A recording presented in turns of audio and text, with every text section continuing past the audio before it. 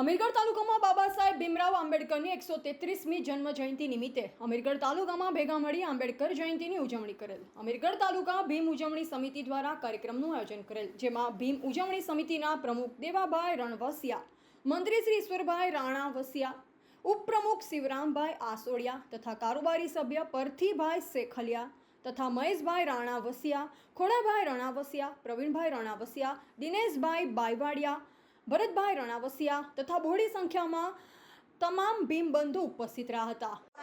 આજરોજ 133મી બાબા સાહેબ આંબેડકર જન્મ જયંતિ નિમિત્તે અમીરગઢ તાલુકાના તમામ ભીમ બંધુઓ મળી બાબા સાહેબને ફૂલહાર અર્પણ કરેલ અને બાબા સાહેબની રાહે ચીંધવાનો માર્ગ દરેક વ્યક્તિના માનસમાં પ્રદાન થાય એવા સંદેશા સાથે દરેકને હું એક જ સંદેશ આપીશ કે બાબા સાહેબ છે તે માર્ગે શિક્ષિત બનો।